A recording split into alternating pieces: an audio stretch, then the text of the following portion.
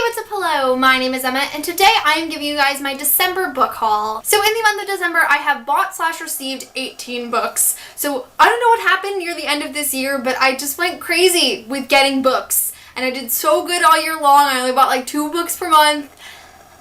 And now we're here. I bought 10 of these books, which is literally the most books I have bought in a month for all of 2016, so I guess it makes sense that I would end with the biggest one. But I'm okay with this because, first of all, most of these were not at retail price. I got some really great bargains this month. Also, in the past 2 months, I have been reading more. I've read over like 7 books for November and December, which is pretty big for me, so I bought almost as many as I read, which is pretty cool. And also, a lot of these books that I bought for specific reasons, whether it's a readathon coming up, a reading challenge, or a special video that I need to read books for. So they're all like high up on my TBR that I'm going to read soon. So like, I feel totally okay with buying a couple extra books this month. But without further ado, let's move on to all of these awesome books. The first book I received in the month of December is A Monster Calls by Patrick Ness. This book was sent to me by Focus Features. So thank you so much, Focus Features, for sending me a copy of this book. They sent me A Monster Calls because they wanted to give me an opportunity to read the book before I was actually able to see the movie early. So again, thank you, Focus Features. If you would like to see my review on the book and the movie, which is mostly spoiler free, I will leave that below because I loved this book and this movie so much. This is my first time ever reading A Monster Calls, and it was one of those books that I felt like I would never really get around to reading. It was one that I knew everyone loved, but it wasn't like super high up on my interest, and I never really had an excuse to read it until now. This was honestly just such an emotional book. I talk more about what I loved about it in that review, and I will be talking more about it in my wrap-up, but I'm so happy I finally got the opportunity to read it because it was such a wonderful, lovely read. The next book I was sent was by Tor Teen, so thank you so much, Tor, for sending me To Catch a Killer by Cheryl Scarborough. This is actually a debut YA thriller, which while I love adult thrillers, I haven't found a ton of really great YA ones, so I was really excited when they sent this to me with a bunch of really cool investigative like fingerprint lifting kit. It was super cool. So this story follows a teenager named Erin who, when she was a toddler, her mother was murdered by her side, and it became this whole national news story about how this was an unsolved case. But Erin's grown up pretty normal despite that traumatic incident. Unfortunately, quite a few years later, Erin actually discovers the body of her murdered biology teacher, and while she is giving her story to the police, she doesn't tell them that she suspects it's the same killer as her mother all those years ago. And so basically, Erin, who already has an interest in forensics, she goes in to investigate this case herself as this teenager. And as somebody who loves all things crime related, Criminal Minds is my favorite show. I am a criminal justice minor. Like, I love stories like this, so I feel like it's just such a perfect fit for me.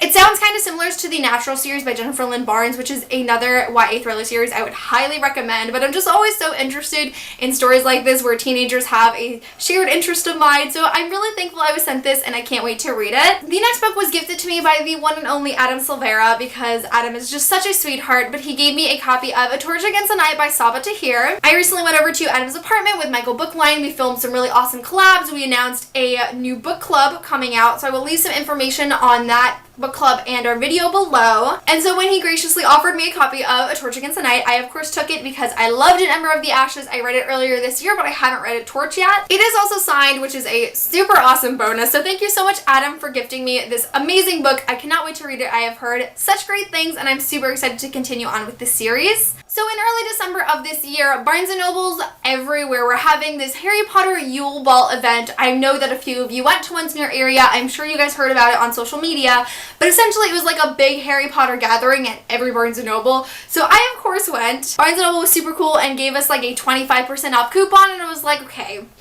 I don't normally buy books from Barnes & Noble, but I feel like I have to. Like, I have a coupon, I'm here for Harry Potter. Like, there's no reason for me not to spend it on something really special. So rather than buying some other YA book I could probably buy at any other time at a better price, I bought Harry Potter film Wizardry. Now, this is one of those Harry Potter books that are heavily inspired by the movie. This one is all about how they took the story of Harry Potter and transformed it into film with the characters and the cast and literally like everything that has to do with the Harry Potter films and how they adapted it to the movies. is in this book, and I am super, super excited for it. I have always wanted these giant Harry Potter books. They have like the character vault, they have one about costumes, they have one about creatures. They have so many of these beautiful hardcover Harry Potter books that are focused on the films, and I have never bought one. And as I have been trying to increase my Harry Potter collection over the years, I thought this was a perfect opportunity to pick this one up, especially because it is fairly expensive and I got it at a discounted price. So it just has all of these different shots of like pop-outs and of the film. Like it's really, really cool. I started reading it and it was like so intoxicating, and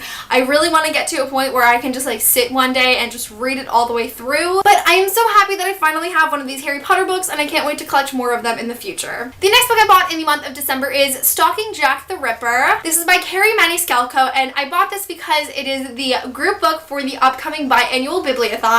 Basically, we do it twice a year. There are 7 reading challenges, 7 video challenges, and one of the reading challenges is always to read the group book, which we have chosen is Stalking Jack the Ripper. If you would like to participate in the biannual bibliothon or just get some more information, I will leave links to where you can find that in the description of this video. But we will also be having a live show at the conclusion of the biannual bibliothon, which runs from January 8th to 14th. The live show will be on Sunday the 15th. And even if you didn't participate, if you read Stalking Jack the Ripper and would like to join the conversation, we would love to help you on the biannual bibliothon YouTube channel. As we just talked about teenagers who are interested in murders, obviously I'm going to be interested by a historical fiction novel about a teenage girl who is interested in one of the most renowned serial killers of all time. Of course, Stalking Jack the Ripper is going to be set in Victorian London, where our main character Audrey has recently lost her mother, and she's kind of become fascinated by the thought of death. So Audrey ends up apprenticing in forensics, and from there she becomes very intrigued by Jack the Ripper, who is terrorizing London at the moment, and she kind of goes out and stalks him. She tries to find him and find out more about him, and I think this book is going to be super awesome. I have heard great things about it so far, and I am just so excited to read it. So if you'd like to read it with me and all of my other lovely Bibliothon hosts, all of that information is going to be in the description of this video. So I actually have 2 copies of the next book that I was sent in the month of December, and that is Wayfarer by Alexandra Bracken. I was originally sent an ARC of this book so kindly by Books of Wonder because they're doing another signed pre-order promotion, which I'm sure you guys are excited about. Wayfarer by Alexandra Bracken comes out on January 3rd of 2017, so very, very soon. But if you would like to pre-order this book, you have a couple more days to do so, and you can have it signed and personalized by Alexandra Bracken, who is an author that I absolutely love. Books of Wonder does ship internationally, and another plus is if you use my discount code EMMA at checkout for this pre-order, you will receive 10% off your order. So you get a signed book at a discounted price with your name on it by the author. Best deal you could get. And I was also kindly sent a finished copy of Wayfarer by Disney Hyperion, so thank you so much Disney Hyperion for sending me it. They sent this really cool like gift basket that came with it. It had like a purple hourglass and some sunglasses, and it was really, really cool. And as I loved Passenger when I read it last year, I am super excited for the sequel. The next book I received in the month of December was from Fairy Loot. So of course, as always, thank you Fairy Loot for sending me your December box to review, and if you'd like to watch that unboxing, that will also be in the description of this video. But the theme for Fairy Loot's December sci-fi box was Flashfall by Jenny Mower. So Flashfall takes place in this scientific future. I'm not entirely sure if it's only in space or if it's on Earth, but you know, it's very clearly a sci-fi setting. It follows our main character named Orion, who is a part of this community that mines the specific element that is meant to protect humanity from all of the radiation that could kill them. Basically, newcomers arrive to their town, and Orion is kind of put off by this. It leads him to question really everything he's ever known, and so he ends up leaving the city with his partner named Dram, and they basically go off trying to make sense of what has happened, and they basically have to kind of fight against all this radioactivity that they've lived their lives trying to shield themselves from. I have not read a lot of sci-fi lately, but Flashfall definitely seems like it's up my alley, so I'm really interested to see what this book is truly about. I somehow managed to get both of my unboxings up before the end of the month,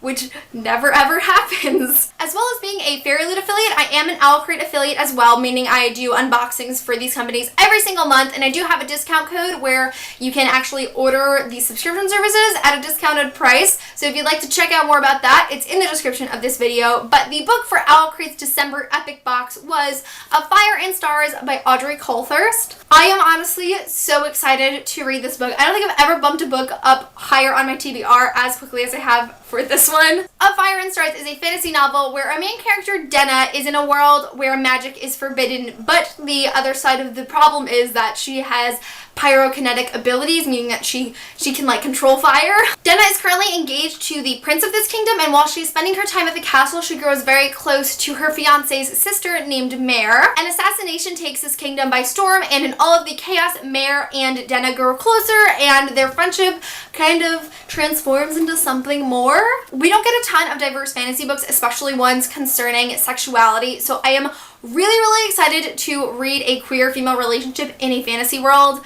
Everything about this book sounds amazing. I am totally going to be reading it this upcoming year, and I really cannot wait to experience it because I have such high hopes. The next book I bought in the month of December is As I Descended by Robin Talley. I bought this book because I'm going to be participating in Diversity Bingo for 2017. If you want some information, I will leave the link to the original tweet below, but I will be making a video talking more in depth about it very soon. Essentially, there's a bingo board with a bunch of different prompts for diverse books to aim to read in 2017, and one of those boxes is a LGBTQIA plus retelling. So while I was researching to see what books I could use to fill each prompt, this one came up as an LGBTQIA Macbeth retelling. Macbeth is one of my favorite works of Shakespeare. I loved reading it in high school, and I'm super excited to see a totally new version of it. Truthfully, I don't know much about this book. The synopsis is a little hard for me to grasp my head around, but I am really excited to read it. I have heard fantastic things about this author's other works as well. This is another book that I have a ton of high hopes for, and I can't wait to read it and share my feelings with you guys. The next book I bought in the month of December is The Indigo Spell by Rochelle Mead, which is book 3 in the Bloodline series. If you've been on my channel for a few months, you would know that I actually listened to Bloodlines a few months ago. I listened to the whole series on audiobook,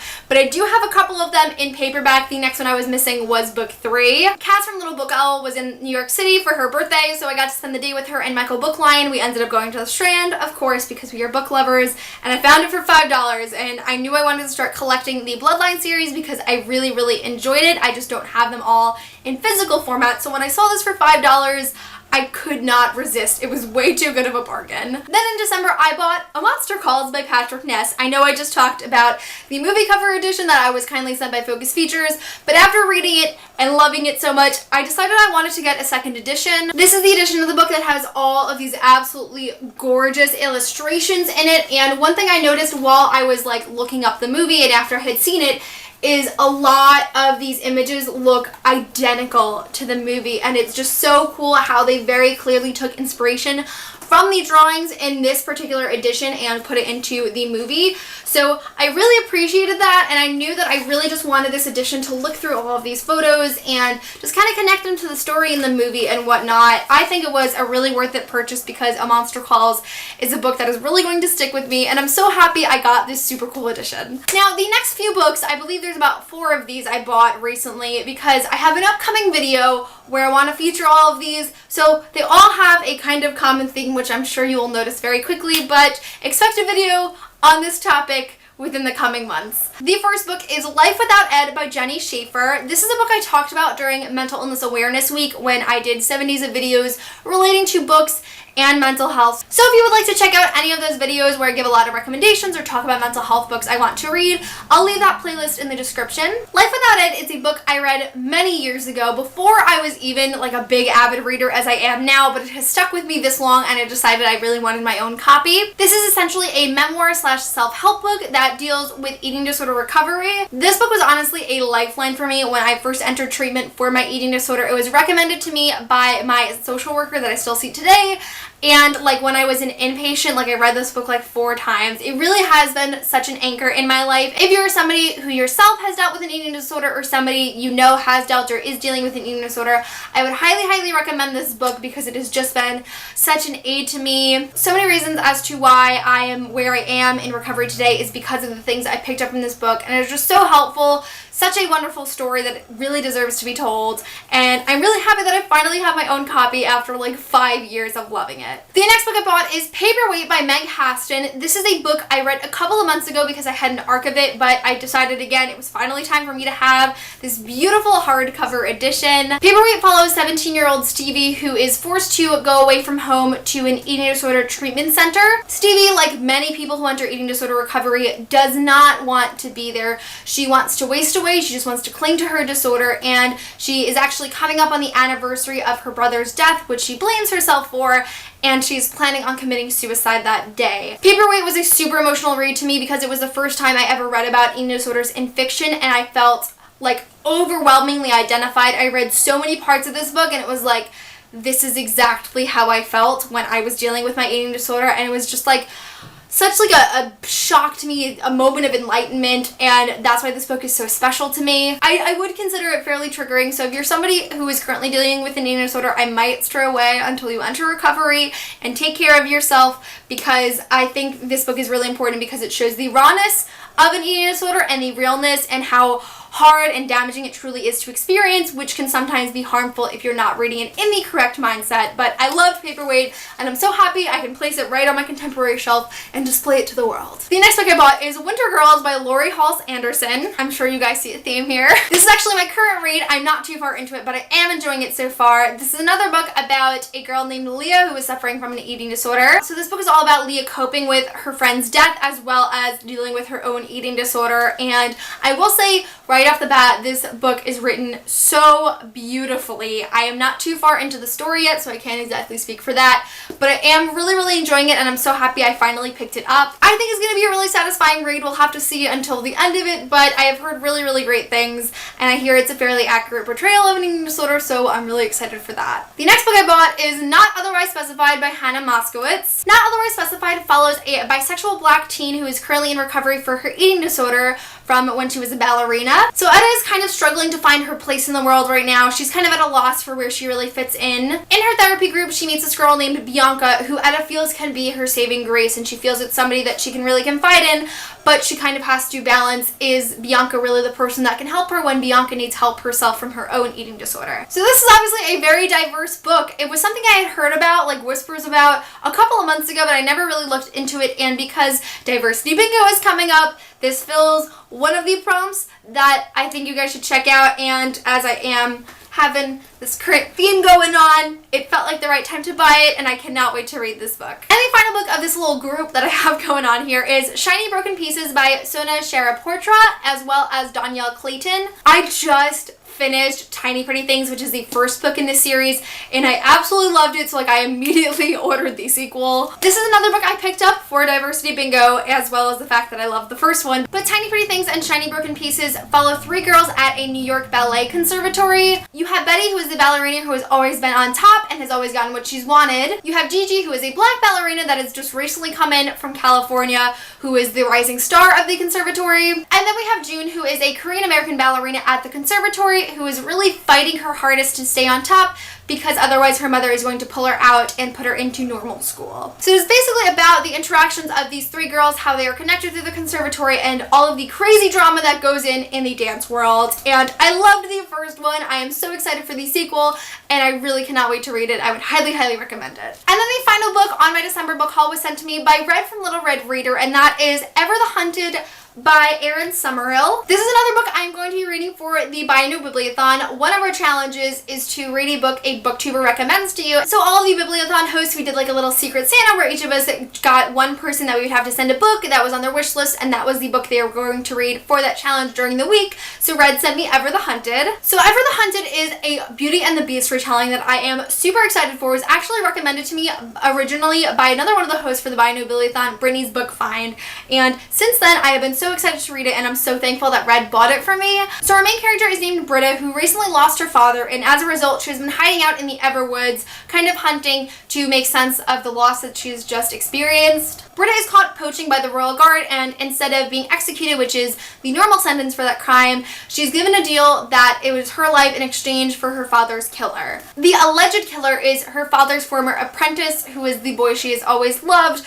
but Edie is on the mission to find the actual killer, so she goes out into the woods and she discovers that she might be more powerful than she imagined, so I'm guessing we have some kind of magical influence here. It honestly just sounds unbelievably cool and like a fantasy I will totally love, so I'm really excited to read it this January for the Vinyl Bibliothon, so thank you so much, Red, from the bottom of my heart for sending me this book. I am crazy excited to read. Alrighty, so that is really it for my December book haul. Let me know in the comments of this video what was your favorite book that you bought or received in December. I know we had the holidays. I personally didn't get any books specifically for Christmas or whatever you celebrate. I would love to know if you got anything cool this month. But that is it for this video. Thank you guys so much for watching, and I will see you soon for a new video. Bye!